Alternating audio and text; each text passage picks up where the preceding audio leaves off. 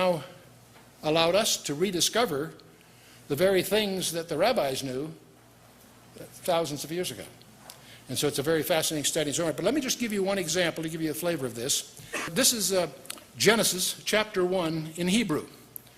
Now, I want to remind you that Hebrew goes from right to left. Also, the word Torah in Hebrew is spelled with 4 letters. A ta, which is roughly equivalent to our T, an O, a resh, a he, 4 letters. If you go to the first how in the book of Genesis, and that's the last letter of the Hebrew alphabet, it happens, and you count 49 letters, you come to a vav. You count 49 more letters, and you come to a resh, which is sort of like our R. And you count 49 more letters, you come to a he. So that is those 4 letters spelled Torah. Now, I need to remind you that all languages flow towards Jerusalem. Did you know that? All nations east of Jerusalem go from right to left. All nations west of Jerusalem go from left to right. All languages flow towards Jerusalem. I don't know what you're going to do with that piece of information, but I think it's interesting. Now, you can follow this without knowing Hebrew, probably, but you say, now why 49 was a square of 7? Okay, that's fine. That's not too surprising, but just a coincidence, of course. Or is it? Now, you could argue, well, that's just an accident of the frequency of letters and so forth. It's kind of rare, but interesting.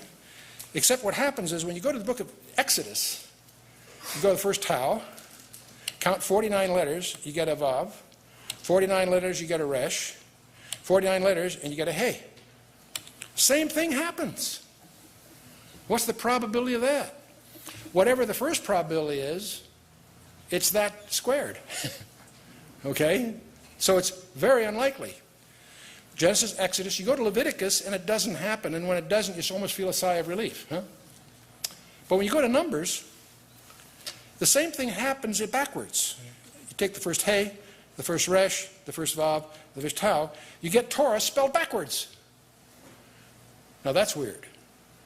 If nothing else, I don't know how they found this out. They must have had time on their hands. You know, they didn't have computers. You know, this was. You go to Deuteronomy, you have essentially the same equivalent thing happens, and now you're puzzled because you've got it forward, forward, backward, backward. You can't resist going back to Leviticus and looking at Leviticus more closely. We have 49 and 7 squared letter sequences. Torah, Torah, forward in Genesis, Exodus, backwards in Numbers and Deuteronomy. Well, if you look at Leviticus, you discover that every 7th letter spells the unpronounceable name of God. Often rendered Jehovah or Yahweh, expressed as Adonai among the Hebrews. They won't pronounce that name. They'll use the word Lord instead. Well, now we stand back from all of this. We have the name of God, and we suddenly realize that the Torah always points to the name of Jehovah. Now, what's the chance of that happening by accident?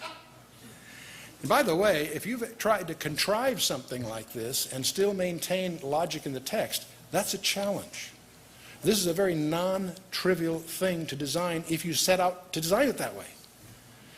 So many of us tend to regard these kinds of things in general as fingerprints of the Holy Spirit.